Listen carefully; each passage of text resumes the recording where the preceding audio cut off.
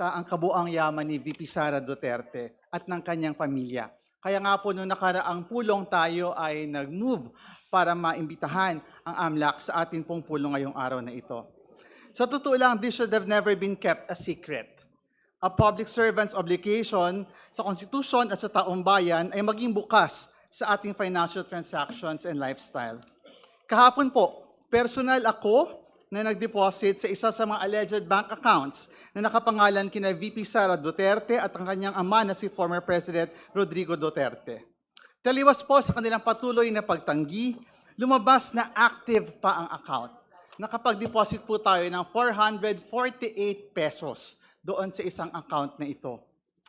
Ngayong impeachment, mas dumadami ang tanong na after we heard our resource persons, especially a resource person from the Ombudsman, very glaring po yung ilang taon na walang nakalagay na cash on hand at cash in bank ang Vice-Presidente.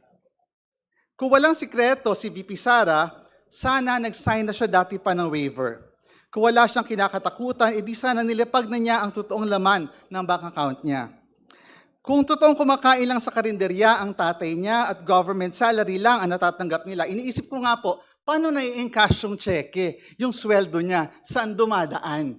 Kung wala siyang cash in bank at saka po wala siyang cash on hand. Pero that's for another conversation.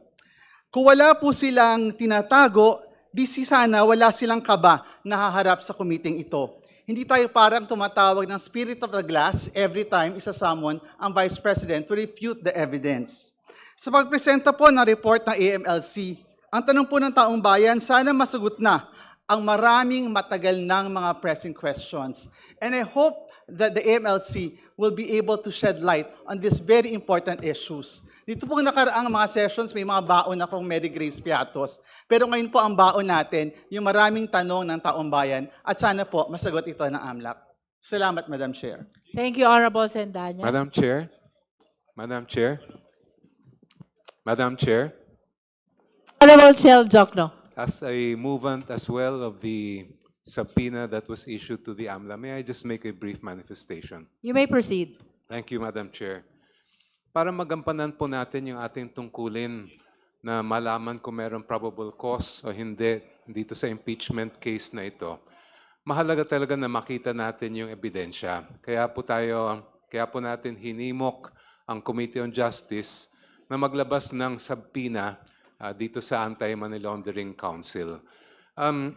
Ito po ay talagang hindi magiging imposible ang gawain natin ngayon kung hindi natin makita mismo galing sa AMLA kung ano yung hawak nilang records.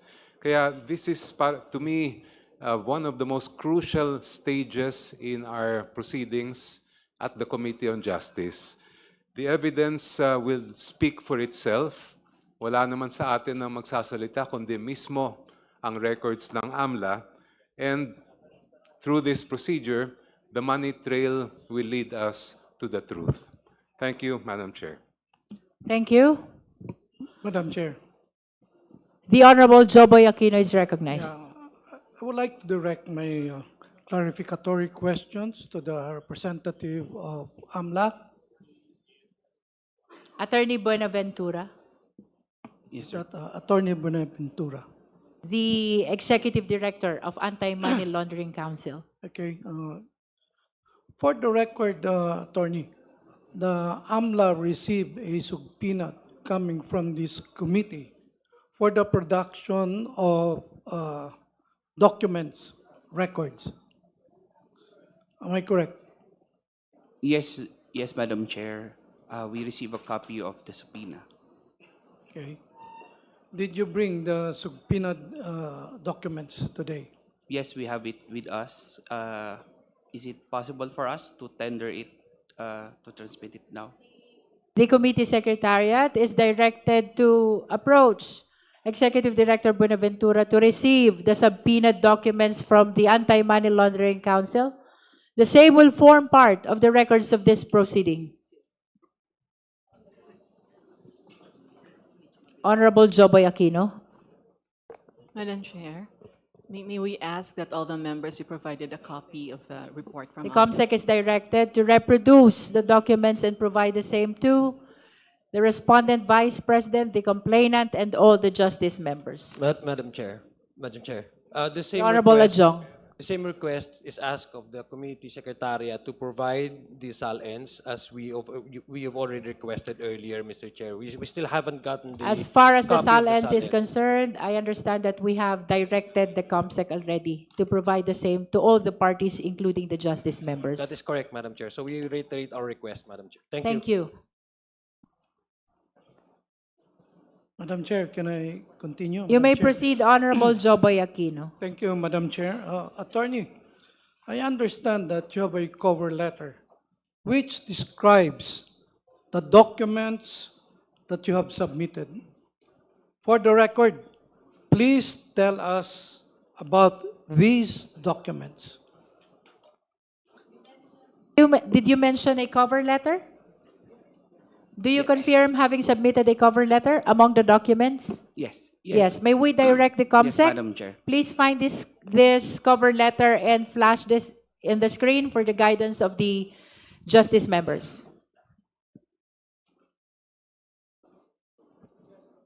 Attorney, can you please Okay. describe those All right. documents to us? So we are submitting two sets of documents. Number one is the covered transaction reports and suspicious transaction reports from the years 2006 to 2025 as subpoenaed. And then the second set, which is Annex B, are the financial intelligence reports as well as investigation reports on Vice President Sara Duterte Carpio as well as her husband Manasseh Carpio as indicated in the subpoena.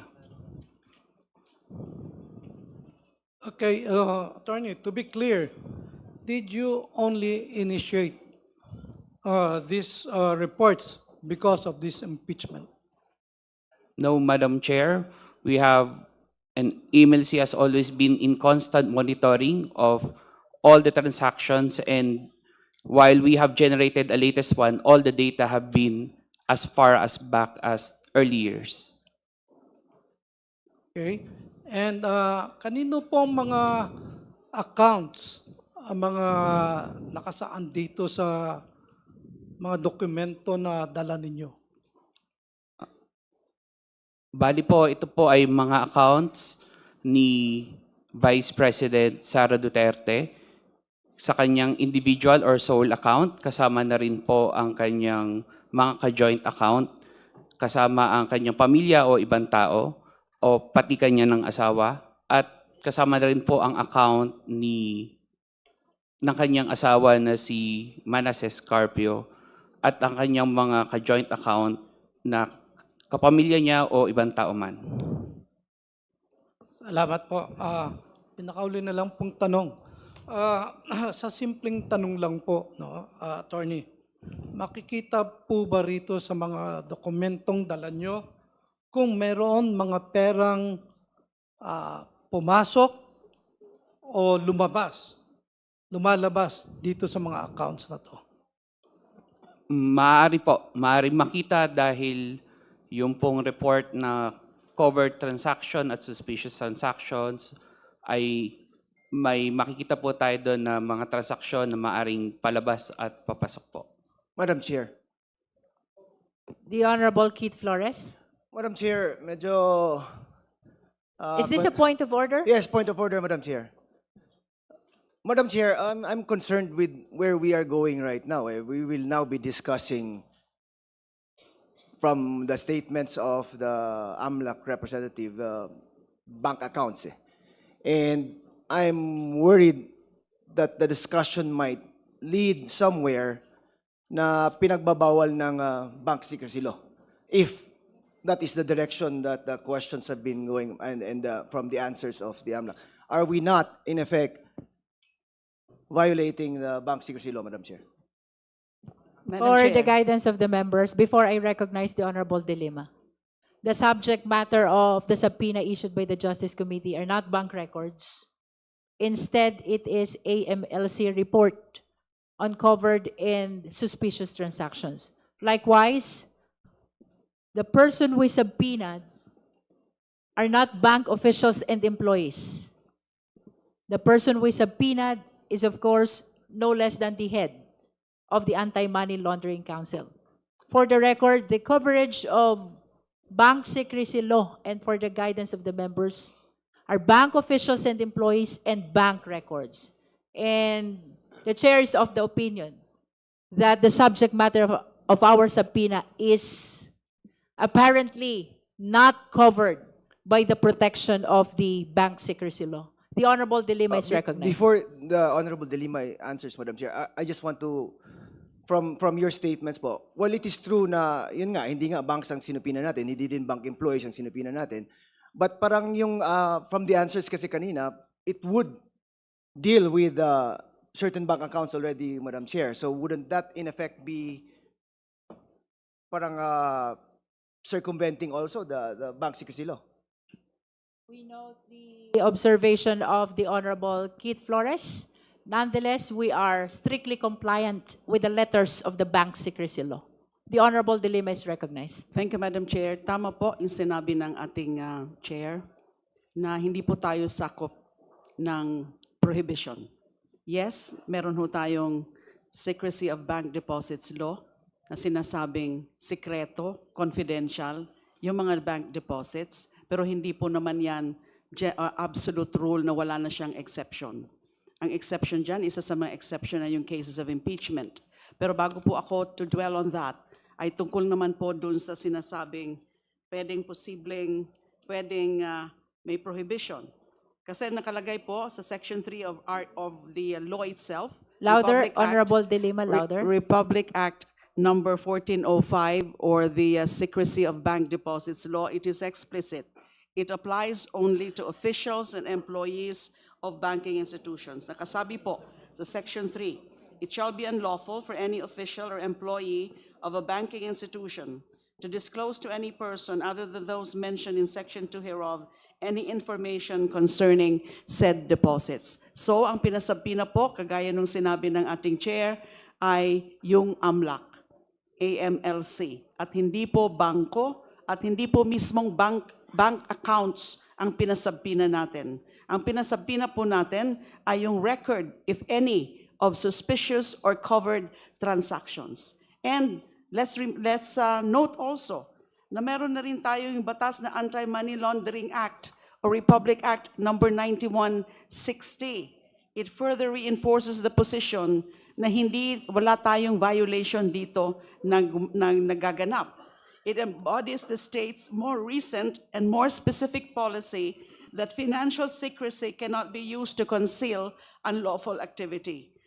Sabi po sa batas na yan, Anti-Money Laundering Act, covered institutions, lalo na yung mga bangko, most notably the banks, are required to report suspicious transactions to the AMLC, and such reporting is expressly declared as not violative of the Bank Deposit Secrecy Law. Hindi po siya violative. So ang pinaproduce po natin based on the subpoena ay yung any record of suspicious or covered transactions affecting nga po si VP Sara. At nasabi po ng ating Executive Director ng AMLC na ang daladala niya ay precisely dalawang klase ng dokumento.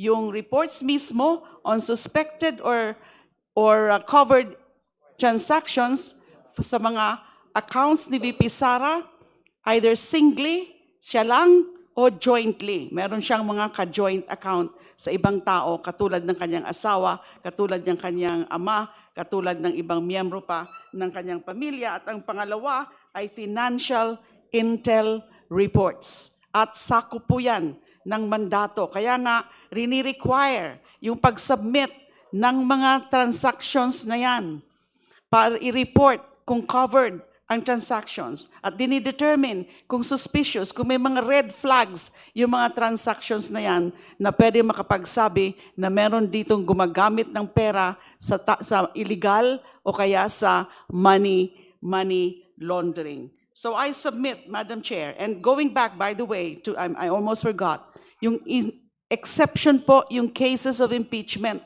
dyan sa Bank Secrecy Deposit Law, cases of impeachment. So sako po tayo dito. Kasi remember, the impeachment proceedings have been initiated already by the acts of the filing of the complaint and the referral of those multiple complaints, the original four complaints sa Justice Committee. And that initiated the impeachment proceedings. And so there is now a case of impeachment. The exception does not say in case of impeachment trial in the Senate. It says it's broader, it's more encompassing. In cases of impeachment. Yung nagaganap po sa atin ngayon, ito po ay impeachment proceedings na validly initiated complaints because they were referred and acted upon by the Committee on Justice. For those reasons, Madam Chair, ang aking pong position, firm position, wala po tayong linalabag na batas dito, lalo na yung Bank Secrecy Deposit Law or Republic Act 1405, 36 years later, ay meron ng amendment yung Anti-Money Laundering Act or the Republic Act number 9160. Maraming salamat po. Madam Chair? Madam Chair. May I The be Honorable recognized? Jokno, Madam and Chair. then the Honorable Marcoleta, and then the Honorable Ko. Thank you, Madam Chair. Napakalinaw po ng Bank Secrecy Law. May exception po siya para sa impeachment. Pero tanungin natin, bakit ba? And I think the reason is very clear as well. We cannot use the Bank Secrecy Law as a shield to allow public officials to hide behind. Klarong-klaro po ang pinag-uusapan natin sa isang impeachment case ay pananagutan at kailangan maging transparent ang lahat ng mga public officials. Public office is a public trust. That's why it's very clear to me that this is not one of those cases where we cannot inquire into those deposits. Thank you, Madam Chair. Honorable Marcoleta. Thank you, Madam Chair. I would like to manifest to clarify for the record whether this committee may require submission of AMLC records without a court order. Under the Anti-Money Laundering Act of 2001, suspicious transaction reports and covert transaction reports are confidential and may only be disclosed upon order of a court. Maliwanag po na wala pong clear statutory authority allowing disclosure of AMLC data to a congressional committee without judicial authorization, notwithstanding subpoena powers as guided by Sabio versus Gordon. For the record, I respectfully seek clarification of the committee regarding this matter. And if I may also cite, Madam Chair, the Anti-Money Laundering Act provides the state with the means to investigate suspicious financial transactions within a framework of judicial supervision. The Anti-Money Laundering Council is authorized to inquire into bank deposits even without the prohibition within the Bank Secrecy Law, provided that the court order is issued by the courts. At may tanong din po ako. I will just paraphrase it into a manifestation since I'm not allowed to raise questions. I take it to mean na pag suspicious yung transaction, ibig bang sabihin na ito ay illegal na or unlawful na? Para kasing ganun lumalabas. Pag ito ay tinag na suspicious, agad-agad itong piniprejudge na as if it's an illegal or unlawful transaction. I want to be clarified on that, Madam Chair. That Thank is a you. manifestation which does not require any answer. The Honorable Ko is May recognized. I ask, ma'am, why does it not require an answer? Because you are not a member of the Justice Committee, and It therefore, was paraphrased, ma'am, into a manifestation. and that is why answer is not required. It is just a manifestation. If I require an answer, then I'm allowing you already to raise a clarificatory question. As simple as that. The Honorable Ko is recognized. My point is, madam, it's a, pag sinabi bang suspicious account o suspicious transaction, ito ay nangangulugan na ito ay agad unlawful or illegal. That is your manifestation. We end there. Honorable Ko is recognized. And the Filipino people heard my manifestation. Chair. Thank you, ma'am. Madam Chair, I'd just like to also manifest my agreement to the discussions on the applicability of the proceedings here and the authority of the House Committee on Justice to subpoena existing government records supposedly in possession of the Anti-Money Laundering Council in aid of the investigation for probable cause being done validly by the House Committee on Justice. Now, I'd also like to second the manifestation that the exception as provided in the bank secrecy law, while the position of the committee and the chair ay hindi naman applicable kasi ang nandoon at ang covered nun ay bank employees, nonetheless, there is a textual exception doon says, quote-unquote, in cases of impeachment.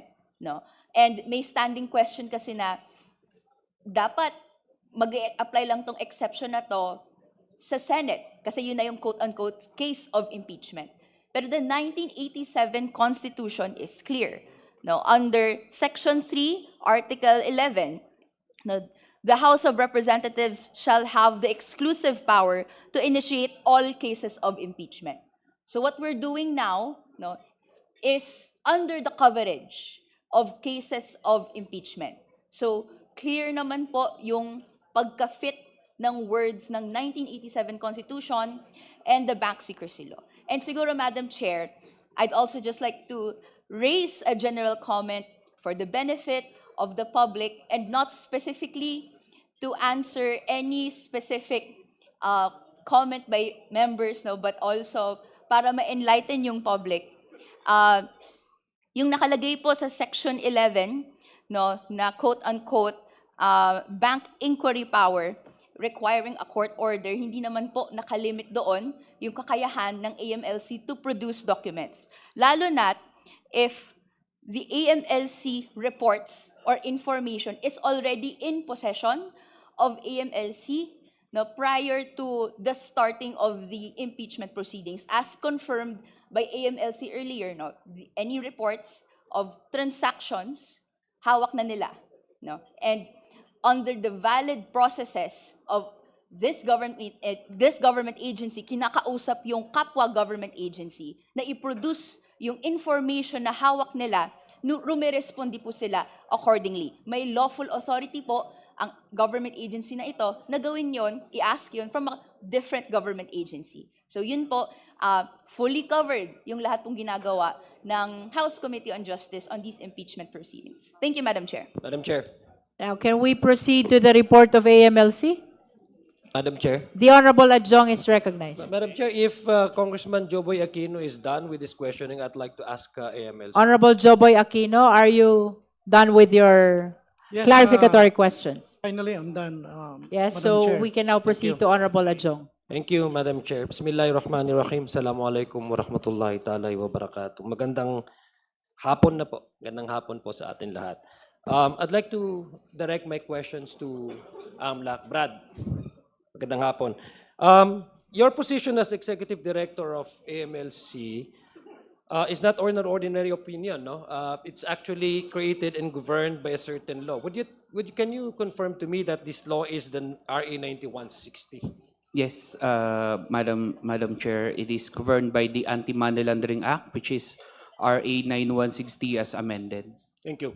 And Section 8 of that law mandates, the law that mandates your position demands a certain qualifications, no?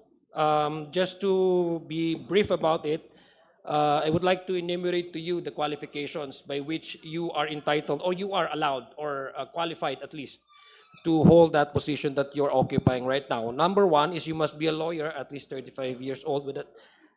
You have of course, unquestionable integrity and possess at least 5 years of experience in financial regulatory institutions like the BSP, Securities and Exchange Commission, or any insurance commission, in your professional view, Madam Chair, Executive Director, bakit kinakailangan mag-set ng ganitong klaseng standards for an Executive Director of AMLC?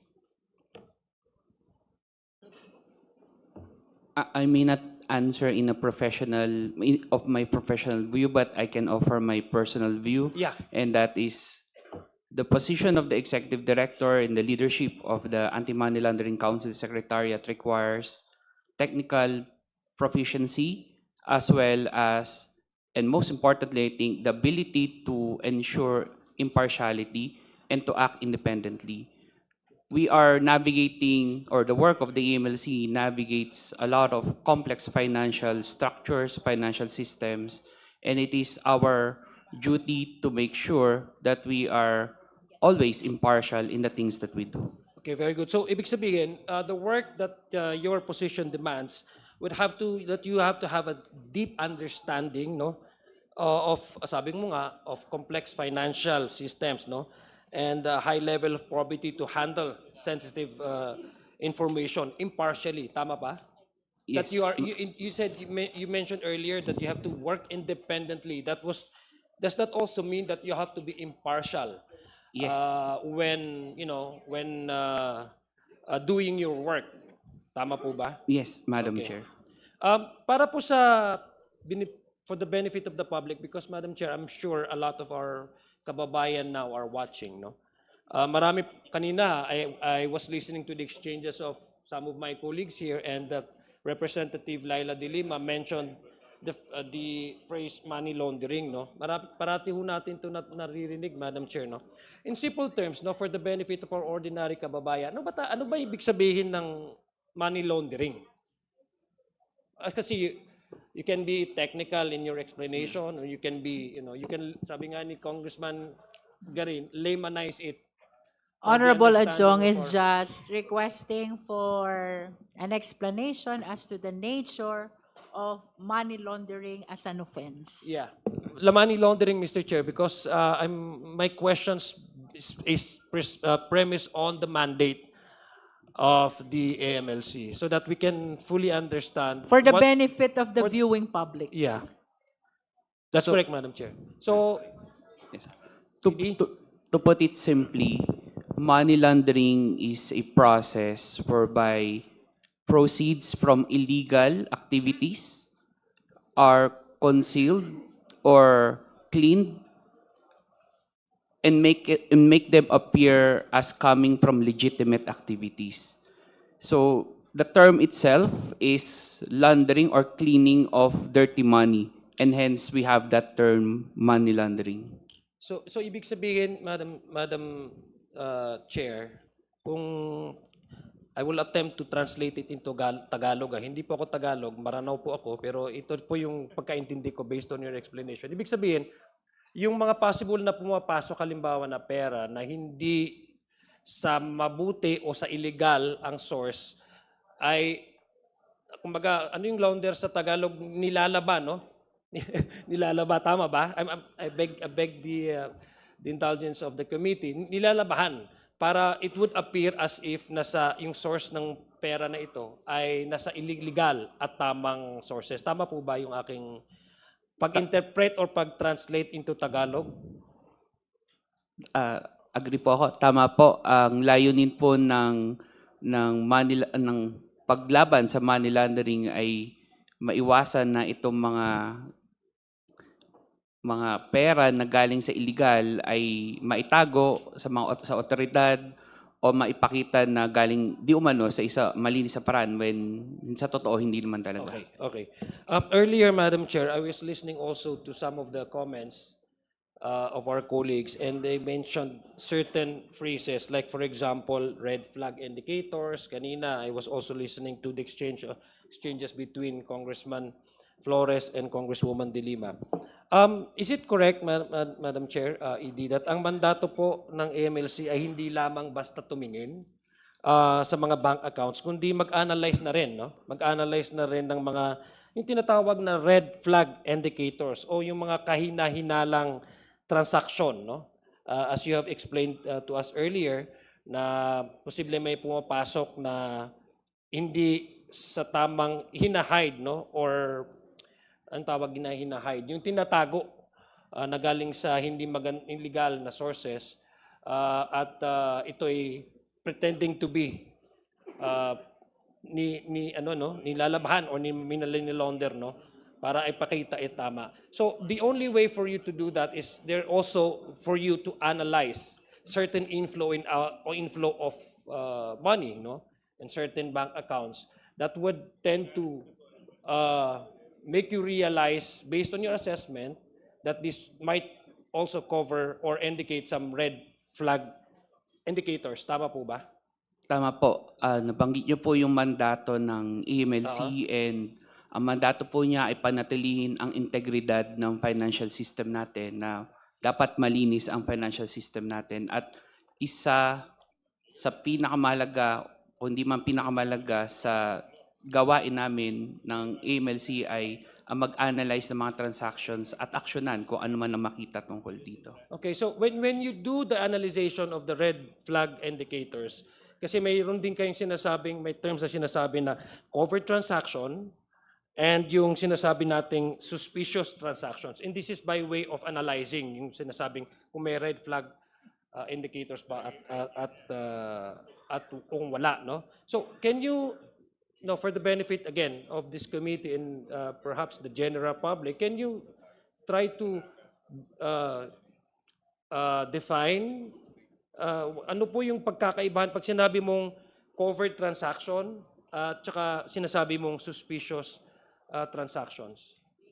Am I allowed to speak na lang po in Filipino sa mas Oh, yeah, madali oo po naman. maipaliwanag? Mas maganda magpaliwanag ka na lang. Ako, hindi nga ako Tagalog, pero nagtatagalog ako para maintindihan ng ating taong bayan. So, feel free to explain it in Filipino. Sa Madam Chair. yung covert transaction po sa konteksto ng financial institutions or particularly for banks, ito ay ang transaksyon na mahigit sa 500,000 piso or 500,000 sa loob ng isang araw. Automatic po itong nire-report ng mga bangko sa EMLC. Yun naman pong suspicious transactions ay mga transaksyon na wala namang halaga o hindi kailangan na may na mataas o mababa sa particular na halaga, so kahit anong halaga siya, pero ang bangko ay may nakikita na kaduda-duda or may nakita siya na kahina-hinala or parang kakaibang red flag doon sa galaw ng transaksyon na yon, sa account na yon. Kapag ganun po, nire-report din siya sa amin. So mayroong hindi malinaw or naligal na basihan, no? O kahina-hinala yung flow ng pumapasok at lumalabas na pera, tama po ba? Apo, so halimbawa po Yun niyan. po yung sinasabi nating suspicious Yes po. transaction, tama. Yeah, would you like to Ay, further explain? Opo, magbigay lang ako ng halimbawa kasi sa Section 3 ng batas, mayroong mga enumeration po doon. Isa doon ay kapag meron kang pumapasok o lumalabas na pera sa account mo, pero hindi malinaw kung ano ang pinanggalingan or saan nanggaling. Okay. So when you do the analyzation, para ma-determine nyo whether this transaction covers yung sinasabing suspicious transaction, do you analyze it based on certain personalities? Halimbawa, na involved doon sa, let's say, in certain bank deposits? Do you rely on personality or do you simply just analyze these transactions based on, based on the inflow of the money and the outflow of the money, based on the data and the number of the transactions involved? So, hindi po kami namimili ng personality. Ang tinitignan po namin dito ay yung data at yung numbers. So, ang titignan namin more than the people behind is ano ba yung movement, flow, frequency nung daloy ng pera at kung meron bang kakaiba dito sa daloy na to. So, hinahabol po namin yung pera, hindi yung tao sa likod ng pera. So makatwid, you do not you do not bother yourself with personality, no? Who may be involved in this suspicious transaction na sinasabi mo. Whether the account is an account of a high-ranking official or a clergyman or anybody for that matter, no? Hindi kayo doon nagbabase doon sa kung sino yung holder ng bank account na ito, but rather you are actually following the inflow and outflow of these transactions, particularly the bank deposits in the outflow of this money, that actually has a certain, that gives you question that this is not, has no legal basis whatsoever, and this could probably be part of the suspicious transaction kasi walang ma-explain na po pwedeng pagkunan. Tama po ba? Tama po. We apply our processes uniformly.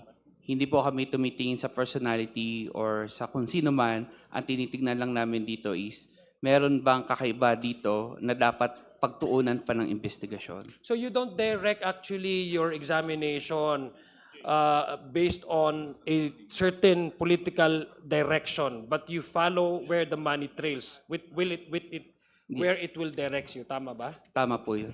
Okay. So ibig sabihin, Madam Chair, it is very clear to say that your participation here does not dictate any political consideration, no? But you are actually here by virtue of the invitation of the committee, would also like to, explain to the committee some certain transactions that are in question that are covered by the complaints filed before the Committee on Justice. Would that be correct? Tama po. Tama po. Okay, sige. So, very clear po, Madam Chair, just to lay the premise na baka itong hearing natin na ito is just we are dealing with a certain personality kasi ang respondent natin, ang Vice Presidente, ay baka sabihin ng iba na we are doing this precisely to, to direct towards a political objective, no? But based on the explanation of AMLA, with their participation in this committee, they are not, number one, they are not confined with, boxing their investigation whenever there's a suspicious transactions on personality, whether it's high-ranking or whether anybody, for as long as that number covers or that number determines a certain suspicious transaction, AMLA would really dig into the matter. Tama po ba yan? Tama po. Ang aking analysis. Okay, Babase lang po kami sa evidence po. At okay, saka kung based ano on yung the nasa evidence, records. tama. Opo. So, Madam Chair, finally, for my last question, kung wala po kayong nakitang anomalya o red flag sa inyong opisina, wala po sana kayo dito, no? Tama po, as you have indicated earlier. Ang inyong pagpunta po dito at pagsumite ng mga dokumento ay patunay na may red flag indicators. Would that be correct? Meron pong mga Red flag indicators. STR, CTR. And the documents that were subpoenaed by this committee ay meron pong mga red flag indicators. As you have explained earlier, no? Na yung transaction is very suspicious, no? Yun nga, would you confirm also that these red flag indicators covers now the respondents that we are being that is now being heard by this committee? Tama po. Tama. Thank you, Madam Chair. Thank you. Any other member who wish to Madam raise Chair. clarificatory questions? Madam Chair. The Honorable Suntay and then the Honorable Marcoleta. Thank you, Madam Chair. Through the AMLA, may I know what are the instances when the AMLC can provide or inquire into bank deposits? What are the instances?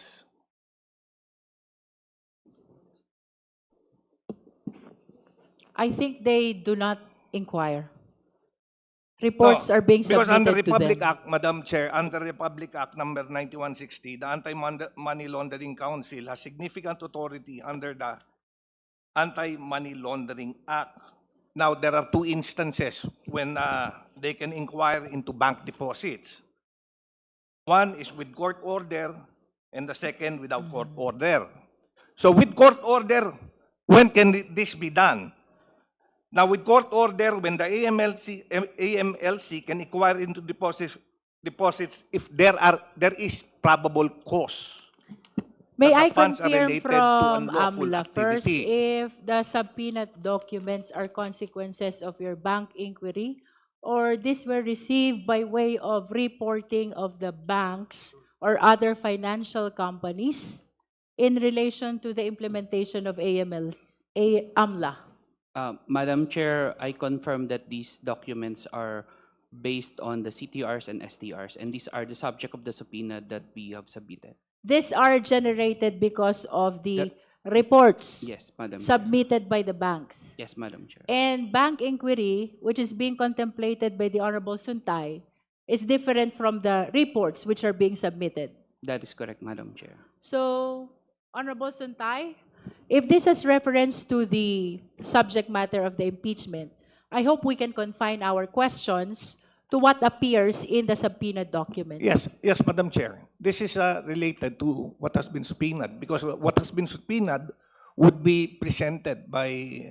Yes, but these the are AMLA. not these That's are why not consequences I'm of inquiring, bank Madam inquiry. Chair. I'm inquiring when they could submit such things, such documents. Let me just But in what clarify, instances? Honorable Suntay, for the guidance of the justice members, the subpoenaed documents are generated from the reports of the banks. These are not consequences of the bank inquiry conducted by the AMLC. That is for the record. And to Madam Chair. Yes, just to- Madam Chair, but the bank records, if you see that, if you read the complaints, both complaints which was filed, it did not specifically state what was in the bank. In fact, in the bank account, there were As no a matter of fact, specificity. Honorable So, Suntay, the subject matter of the subpoena are not bank records. This is AMLC report. Please make a distinction between the two. yes, Madam Chair, but what will AMLC report on? Wouldn't it be what is contained in the bank accounts? Can you just describe based on what has been reported by the bank? Because I understand that with or without order, the banks voluntarily report to you That is correct, Madam Chair. if there are covered and suspicious yes. transactions. So Madam- just limit your answer to what is contained in your report. Yes, Madam Chair. Sige, can you go on? Madam, sir, Mr. Can you restate repeat your question? Now, we have called AMLC to, because we would like to inquire what the banks has These are reported to covered them. transactions and The suspicious covered transactions as suspicious described earlier. transactions. So, to determine what is a suspicious transaction, who determines it? AMLA or the bank? The banks. The bank. And they submit accounts. That is What voluntary is contained submission. in the accounts? Is that correct? Reports of the transactions, not necessarily just the account. So sometimes there is no account yet, but they do submit if there is anything anomalous with the transaction. So it doesn't necessarily involve an account. Okay. But it may So involve an when account. is an account considered anomalous? Wait, account is not a subject matter of the subpoena.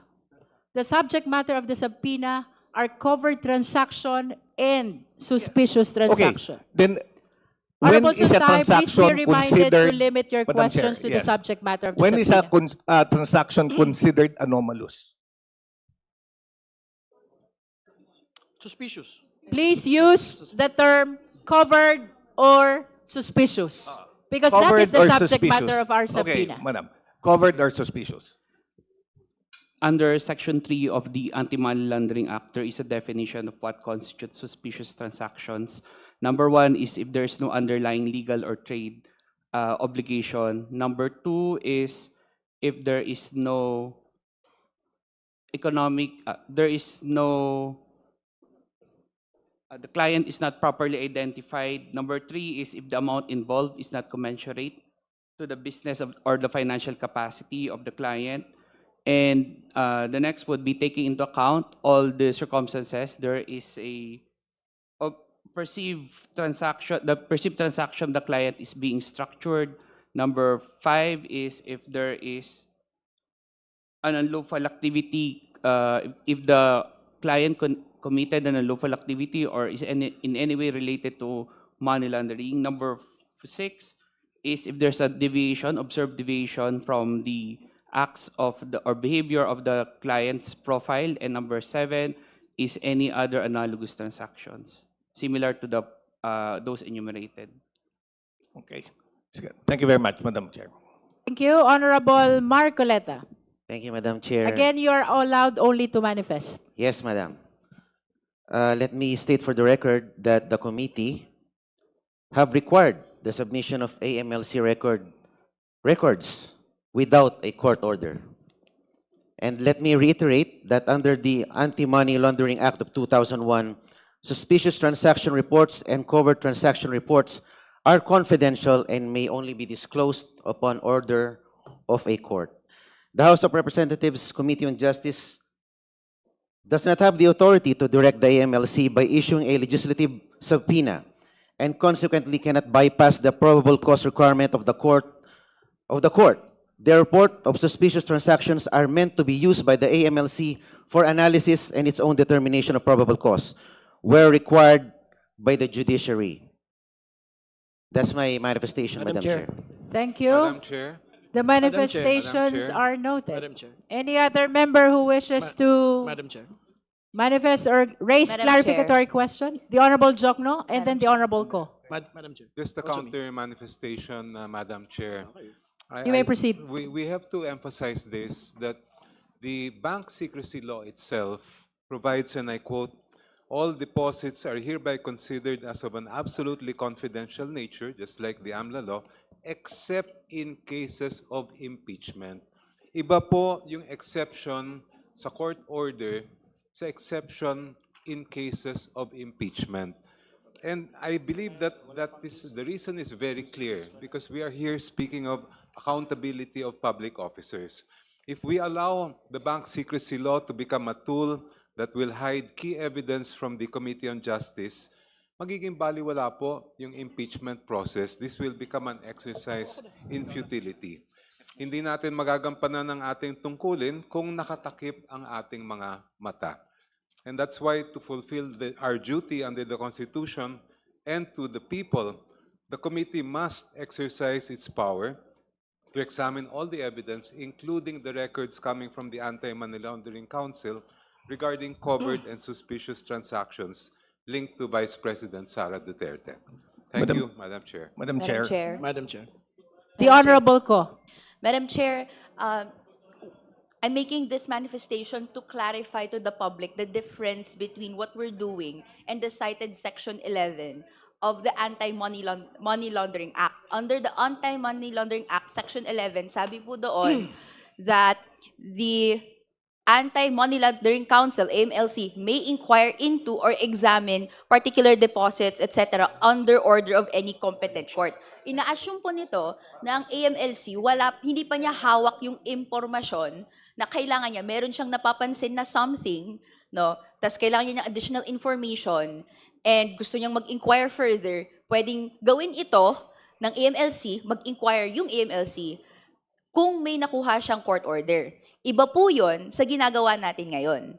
Ang ginagawa po ngayon, tayo bilang House Committee on Justice, dahil we're acting upon the people's complaint for impeachment against VP Sara Duterte. And kasama dun sa complaint, no, yung mga financial assets ni VP, no, we're asking the AMLC, based on available information and intelligence that it has, no, prior to any of the, prior sa pagsimula ng impeachment proceedings na to, may alam ba kayo tungkol sa possible covered transactions or suspicious transactions na pwede niyong i-report?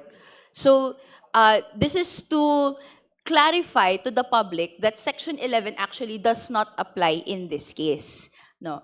Ang tinataya po ng AMLC now, meron pong mga reports na na-receive sila from banks, no? And hindi po cause yung pag-collate nila ng reports na yon because merong impeachment proceedings na nangyayari. Hawak na po nila yon prior pa. So ngayon, gusto nating marinig from AMLC ano yung contents ng report na yon, so that we can finally move on to the next parts of the proceedings, which is ano bang implications ng kung ano mang covered or suspicious transactions yung kaya pong i-report ng AMLC. Thank you, Madam Chair. Next Chair, is the Honorable D.S. Beron. Madam Chair. Yes, I know that the Filipino people are waiting to see and hear the report of the AMLC on covered and suspicious transactions. So with the indulgence of the justice members, we have been repeatedly I know. discussing about the legality of the issuance of the subpoena and the disclosure of the report. Let me reiterate, we did not subpoena the bank records. We did not subpoena the bank officials and employees. What we subpoenaed is AMLC report, and the executive director is right before us to share with us, ready to report on what they've seen as covered and suspicious transactions. So I hope after DS Beron, we can proceed to hear the report of the AMLC. Yes, thank you, Madam Madam Chair. Chair. Only Madam one Chair. question directed to ED Benaventura. Attorney, Madam Chair, in your monitoring and analysis of covered and suspicious transactions, may I know if you're able to identify any suspicious transaction involving the accounts linked to VP Sara or her family? That's all, Madam Chair. Again, for the guidance of the Honorable Biron, with all due respect, the subject matter of the subpoena is not the account. The subject matter of the subpoena is covered transactions and suspicious transactions. That is for the guidance of all the members. Madam Chair. Madam Chair. Would you like to answer, ED? Yes, Madam Chair. Kindly limit your answers to the subject matter of the subpoena. Yes, there are suspicious transactions and covered transactions found in our system, database, or record. Does that satisfy the Honorable Yes, Biron? thank you, Madam Chair. Now we recognize the Honorable Terry Ridon. Madam Chair, thank you. Maraming salamat po. Magandang araw po sa Anti-Money Laundering Council. Meron po kayong mga dala pong mga dokumento, hindi po ba? So may Tama. cover letter at meron po tayong mga reports, no? Apo. Relating to the accounts of transactions of Vice President Sara Duterte and Attorney Mans Carpio. Can we refer to the cover letter first? And we'd like you to read it in full for the benefit of everyone. Right? The Executive Director Buenaventura is directed to read the letter. That is in relation to the submission of the documents.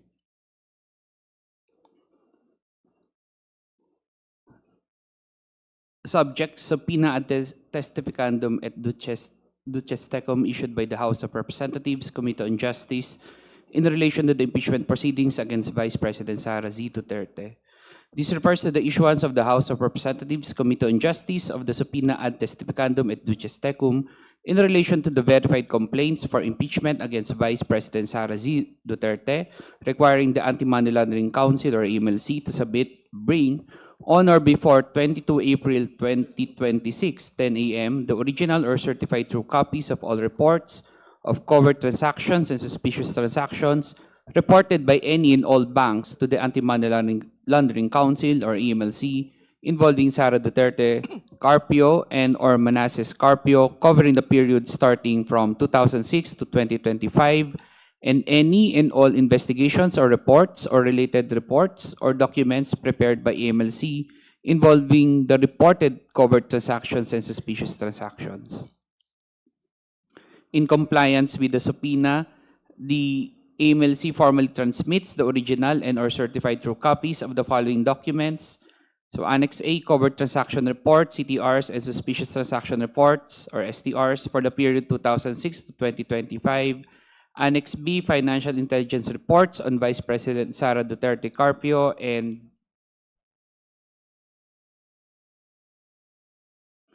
Annex C, investigation reports on A, Manasseh Carpio, and B, Sara Duterte Carpio and Manasseh Carpio.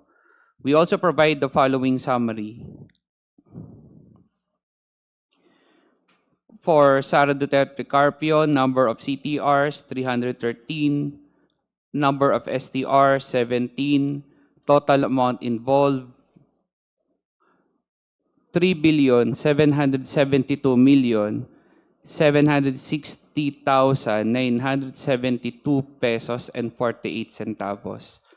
Total amount of inflow, 1,832,539,360 pesos and 45 centavos. Total amount of outflow, 1,211,365,529 pesos and 75 centavos. For Manasseh Carpio, number of CTRs, 317, number of STRs, 16, total amount involved,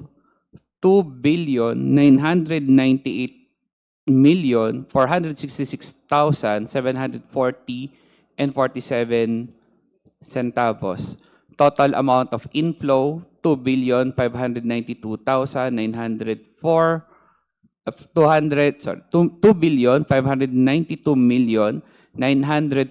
2,592,904,434 pesos and 24 centavos.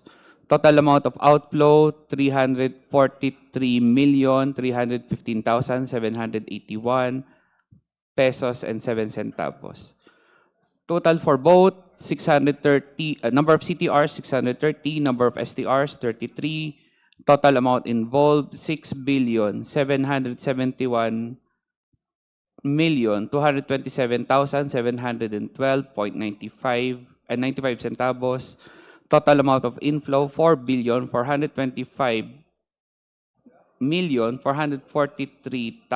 4,425,443,794 and 69 centavos. Total amount of outflow, 1,554,681,310 and 82 centavos. There are undetermined inflow or outflow transactions based on our system, but we see transaction movement, so we categorize it as undetermined. So that is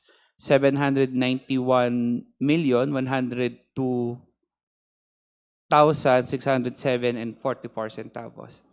Just for the record, ED, are the figures accurate? Yes or no? As of we submitted today, yes. Are Based they on our accurate? record. Based on our records, yes. You're saying yes. Based on the records, That's yes. for the record. Madam Chair, wala po yun sa salin.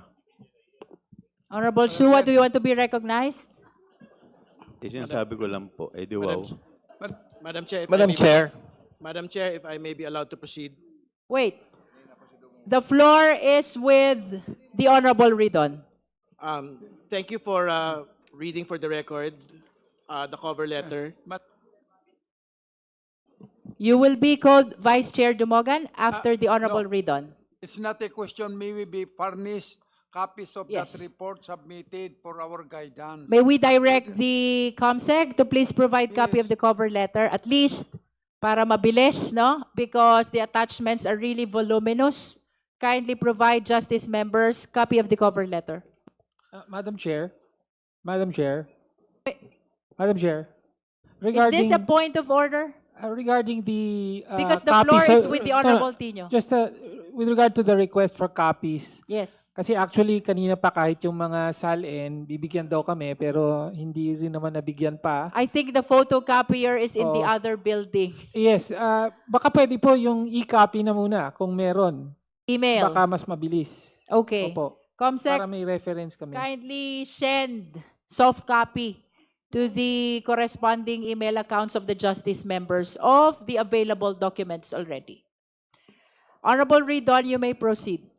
Okay, ngayon naman po pag-usapan po natin yung mga detalye nito pong mga transactions po na ito. I have a document with me which is titled confidential information sharing, subject, Vice President Sara Duterte and Manasseh R. Carpio. Do you have the same copy, Executive Yes, Madam Director Chair. Benaventura? Yeah. Can we flash the document on the screen, please, Secretariat?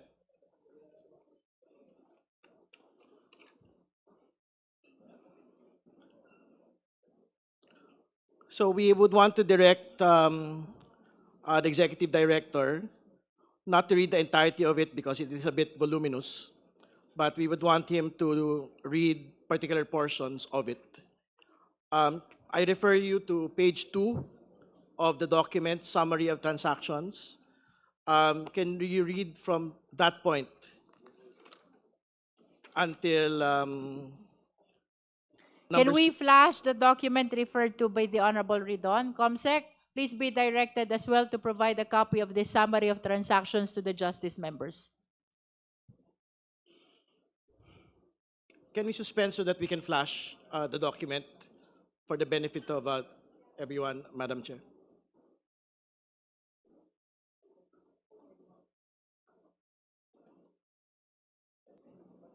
COMSEC, please flash the document, summary of transactions.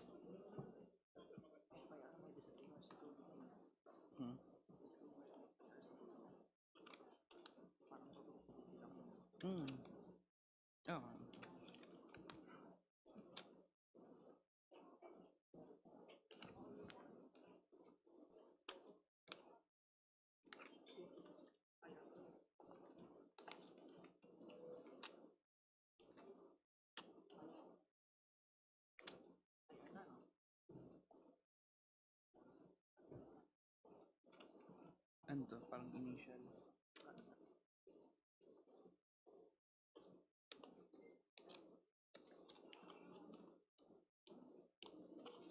Madam Chair, can we suspend until we can flash the document to the screen, please? Hearing is temporarily